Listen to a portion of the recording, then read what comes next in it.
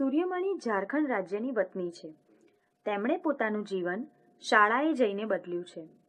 સૂર્યમણી વનવાસી છે. તેઓ કહે છે, જો જંગલો ન હોય તો અમે પણ રહી શકીશું નહીં. તેઓ કહેતા કે વાંચતા શીખવા માટે જંગલો પુસ્તકો જેટલા જ મહત્વના છે. દર રવિવારે સૂર્યમણી બાળકોને જંગલમાં લઈને આવે છે. બાળકો તેમની સાથે જંગલમાં જાય છે. ત્યાં તેઓ કૂદે, દોડે, વૃક્ષો પર ચડે અને તેમની કુદુક ભાષામાં ગીતો ગાય છે. તેઓ નીચે પડેલા ફૂલો અને પાંદડાઓ હાર બનાવવા માટે ભેગા કરે છે. તેઓ જંગલી ફળોની મજા માણે છે. જેમના અવાજની તેઓ નકલ કરી શકે તેવા પક્ષીઓ શોધે છે. સૂર્યમણી તેમને વૃક્ષો, છોડ અને પ્રાણીઓને કેવી રીતે ઓળખવા તે બતાવે છે. જંગલ એટલે એક જ જગ્યાએ મોટી માત્રામાં ઉગેલા જુદા જુદા વૃક્ષો, છોડ વગેરેનો સમૂહ, જેમાં જુદા જુદા પ્રાણીઓ, પક્ષીઓ અને કીટકો રહેતા હોય. જંગલમાં જુદા જુદા પ્રકારના ઘણા બધા વૃક્ષો, છોડ તથા વેલાઓ વિશાળ જગ્યામાં ફેલાયેલ હોય છે. તેમાં ઘણા બધા પશુ પક્ષીઓ અને કીટકો પણ હોય છે. જંગલ આપણા માટે ખૂબ જરૂરી છે. જંગલ પર્યાવરણમાં સંતુલન જાળવી રાખવા માટે આપણી મદદ કરે છે. જંગલના વૃક્ષો ઘણા બધા હાનિકારક વાયુઓનું શોષણ કરે છે અને પ્રાણવાયુ એટલે કે ઓક્સિજન મુક્ત કરે છે. વૃક્ષોના મૂળ જમીનને જકડી રાખે છે. તેથી જમીનનું ધોવાણ થતું અટકે છે. ઘણા બધા પશુ પક્ષીઓને કુદરતી ઘર તથા ખોરાક પૂરો પાડે છે. જંગલમાંથી આપણને ઇમારતી લાકડું, બળતણનું લાકડું, ફળો તથા ઘણી બધી ઔષધિઓ મળે છે. જંગલોમાં રહેલા છોડવાઓ, વૃક્ષો અને પ્રાણીઓ ખોરાક, સુરક્ષા અને રહેઠાણ માટે એકબીજા પર આધાર રાખે છે. જેમ કે મોટા વૃક્ષો વાંદરા જેવા ઘણા પ્રાણીઓ તેમજ પક્ષીઓને નિવાસસ્થાન પૂરું પાડે છે. વળી આ વૃક્ષોના ફળ ઘણા પ્રાણીઓ અને પક્ષીઓનો ખોરાક પણ છે. પ્રાણીઓ કે પક્ષીઓ આ ફળને ખાતા ખાતા તેના બીજ અન્ય જગ્યાએ અજાણતા જ નાખી દે છે, જેના કારણે તે વૃક્ષ અન્ય જગ્યાએ ઉગે છે. આમ વૃક્ષ અને પ્રાણીઓ એકબીજાને સહાયરૂપ બને છે. જંગલોનું જતન કરવું એ આપણા સૌની ફરજ છે. પહેલાના સમયમાં જંગલો બધાના હતા. આ જંગલોમાં રહેતા વનવાસીઓ પોતાની જરૂરિયાત મુજબ સૂકા લાકડા, ફળો અને ઔષધિઓ ભેગી કરતા હતા અને જંગલને નુકસાન ન થાય એ રીતે તેનું લાકડું વાપરતા હતા. પરંતુ સમય જતાં જંગલોનું ખૂબ ઝડપથી નિકંદન નીકળવા લાગ્યું. સરકારે જંગલોમાં ઠેકેદાર નિમ્યા. ઠેકેદાર એટલે એ વ્યક્તિ કે જેને જંગલમાંથી જરૂરી લાકડું યોગ્ય પ્રમાણમાં કાપવાની તથા જંગલની વસ્તુઓ લઈ જવાની પરવાનગી મળી હોય. બદલામાં તેને જંગલનું રક્ષણ કરવું પડે છે. પરંતુ ક્યાંક અમુક ઠેકેદારો જ લાલચમાં આવી જઈ જંગલમાં વધુ વૃક્ષો કાપવા લાગ્યા. વળી આ ઠેકેદારો વનવાસીઓને જંગલમાંથી કોઈ વસ્તુ એકઠી કરી વેચવા દેતા ન હતા. આથી ઘણા વનવાસીઓની આજીવિકા છીનવાઈ ગઈ. પરિણામે આવા આદિવાસીઓ જીવન નિર્વાહ માટે શહેરમાં ગયા. શહેરમાં તેઓ મજૂરી કામમાં જોડાયા. છતાં તેઓની સ્થિતિ સુધરી નહીં. પરંતુ ઘણા વનવાસીઓએ પોતાના બાળકોને શાળામાં ભણવા મૂક્યા. તેઓ શિક્ષિત બન્યા અને પછી તેમની પરિસ્થિતિ થોડીક સુધરી. સૂર્યમણી તેમના ગામમાંથી પ્રથમ ગ્રેજ્યુએટ છોકરી હતી. હવે વનવાસીઓ શિક્ષિત બની જંગલો બચાવવા માટે કાર્ય કરી રહ્યા છે. આજે જંગલો ઓછા થવા લાગ્યા છે. તેની જગ્યાએ ખાણો ખોદાઈ રહી છે. જંગલો આપણી સહિયારી બેંક છે. જંગલમાં રહેતા લોકોનો તેના પર હક છે. તેઓ જંગલનું ધ્યાન રાખે છે. ઠેકેદારની જેમ વૃક્ષોને કાપતા નથી. તેઓ જોઈએ તેટલું જ લે છે. તેઓ જાણે છે કે આ આપણી સહિયારી સંપત્તિ છે. તેને બધી અને બિનજરૂરી વાપરવાની નથી.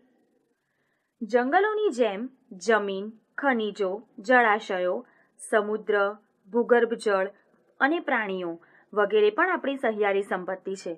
તેનો જરૂરિયાત પૂરતો જ અને વિચારીને ઉપયોગ કરવો જોઈએ. તેમજ ભવિષ્ય માટે બચાવીને રાખવા જોઈએ. આ બધાને જાળવવા એ આપણી ફરજ છે. બિશનપુરની શાળા ગાઢ જંગલોની નજીક હતી. સૂર્યમણીએ સખત મહેનત કરી અને શિષ્યવૃત્તિ મેળવ્યા બાદ BA પાસ કર્યું. કોલેજ સમયમાં તેની ઓળખાણ વાસવી દીદી નામના એક પત્રકાર સાથે થઈ હતી. સૂર્યમણી તેમની સાથે ઝારખંડ જંગલ બચાવો આંદોલનના કામમાં જોડાઈ. આ કામ માટે તેને દૂર દૂરના નગરો અને શહેરોમાં જવું પડતું, જે તેના પિતાને પસંદ નહોતું. છતાં સૂર્યમણીએ આ કામ ચાલુ રાખ્યું. તેણે તેના ગામમાં લોકોના હક માટે લડત પણ ચાલુ કરી. તેના આ કામમાં તેના મિત્ર બીજોએ પણ મદદ કરી. મિર્ચી હંમેશા તેની સાથે રહેતો. સૂર્યમણી તેની સાથે તેના વિચારોની અને સ્વપ્નોની આપ-લે કરતી. સૂર્યમણીનું કુદુક જાતિ માટે એક સ્વપ્ન હતું કે તે પોતાના લોકોને વનવાસી હોવા માટે ગૌરવ અનુભવાય તેવું ઈચ્છતી હતી. સૂર્યમણીએ વાસવી દીદી અને બીજાઓની મદદથી એક કેન્દ્ર તોરંગ ખોલ્યું હતું. તોરંગ કુદુક ભાષાનો શબ્દ છે. તેનો અર્થ થાય છે જંગલ. તે સમયે સૂર્યમણીની ઉંમર 21 વર્ષ હતી. સૂર્યમણી ઈચ્છતી હતી કે તહેવારો પર વનવાસી લોકો તેમના પોતાના ગીતો ગાય અને પારંપરિક કપડાં પહેરીને મજા માણે. બાળકો છોડવાઓમાંથી ઔષધિઓ અને વાંસમાંથી વસ્તુઓ બનાવતા શીખે. બાળકો શાળાની ભાષા શીખે, સાથે પોતાની ભાષા પણ જાળવી રાખે. આ બધું તોરંગ કેન્દ્રમાં થતું. અહીં કુદુક જાતિ અને બીજી આદિવાસી જાતિઓ વિશે ખાસ પુસ્તકોનો સંગ્રહ કરવામાં આવ્યો છે. વાંસળી અને જુદા જુદા પ્રકારના તબલા મૂકવામાં આવ્યા છે. જ્યારે પણ કોઈને અન્યાય થાય અથવા એવો ડર લાગ્યા કરે કે તેમની જમીન અને આજીવિકા લઈ લેવામાં આવશે, ત્યારે તેઓ સૂર્યમણી પાસે આવતા. સૂર્યમણી તેમના હકો માટે લડે છે. તેમના કામની ઘણા લોકો દ્વારા પ્રશંસા કરવામાં આવે છે. તેને બીજા દેશમાં પણ પોતાના અનુભવોની આપ-લે કરવા આમંત્રણ આપવામાં આવે છે. જંગલના હકનો કાયદો 2007 પ્રમાણે જે લોકો જંગલોમાં ઓછામાં ઓછા 25 વર્ષથી રહેતા હોય તેઓનો જંગલની જમીન પર અને ત્યાં જે ઉગે તેના પર હક છે. તેઓને જંગલમાંથી કાઢી મૂકવા જોઈએ નહીં. જંગલોની રક્ષાનું કામ તેમની ગ્રામસભા દ્વારા થવું જોઈએ. શીખ્યા ઓડિશાની ધોરણ 10ની વિદ્યાર્થીની છે.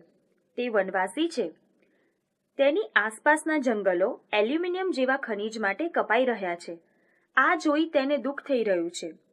આથી તેણે ઓડિશાના મુખ્યમંત્રીને પત્ર દ્વારા પોતાની વ્યથા જણાવી છે. આ પત્ર દ્વારા તે જણાવે છે કે વિકાસના નામે બંધ, ફેક્ટરીઓ, રસ્તા વગેરેનું જે નિર્માણ થાય છે તે અને જમીનમાંથી ખનિજ કાઢવાથી ઘણી જગ્યાએ જંગલોનું નિકંદન નીકળી રહ્યું છે. તો આ જંગલોમાં રહેતા વનવાસીઓ અને પ્રાણીઓનું શું થશે? સરકારે આ વનવાસીઓ અને પ્રાણીઓ વિશે પણ વિચારવું જ રહ્યું.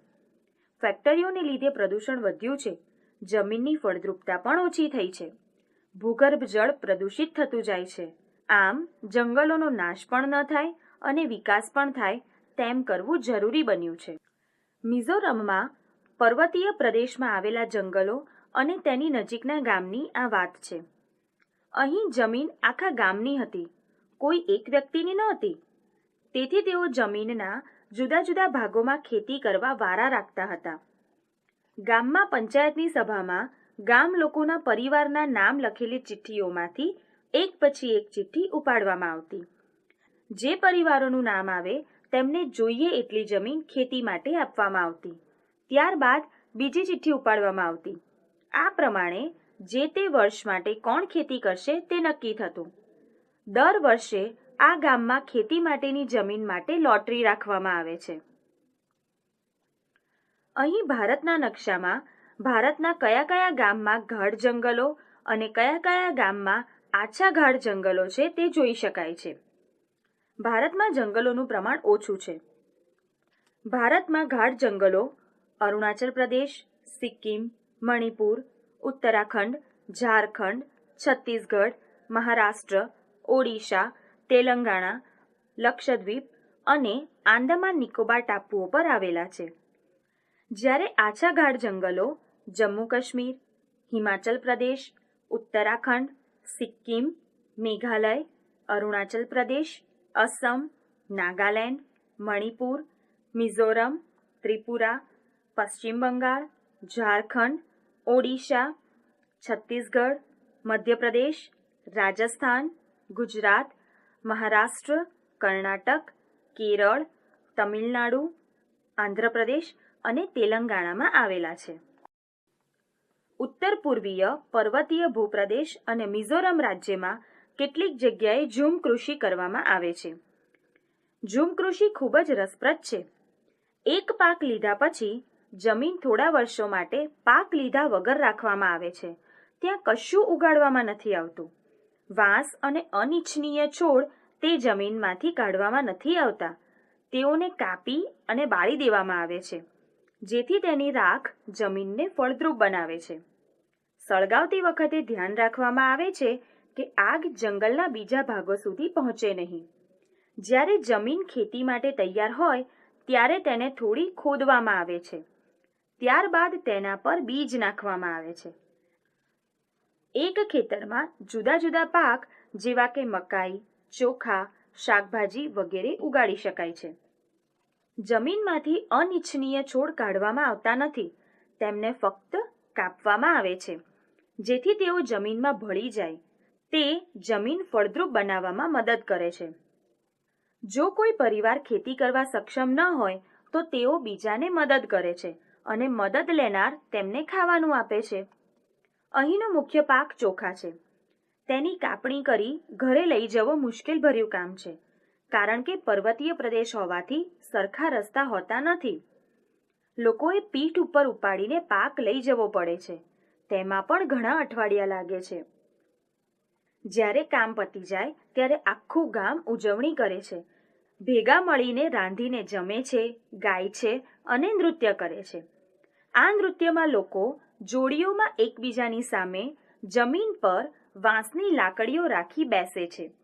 જેવું નગારું વાગે તે પ્રમાણે વાંસની લાકડીઓને જમીન પર પછાડવામાં આવે છે. નૃત્યકારો વાંસની લાકડી અંદર અને બહાર કરે છે અને તાલ સાથે નૃત્ય કરે છે. મિઝોરમના 3/4 લોકો જંગલો સાથે જોડાયેલા છે. અહીંનું જીવન મુશ્કેલી ભર્યું છે, પરંતુ લગભગ બધા બાળકો શાળાએ જાય છે.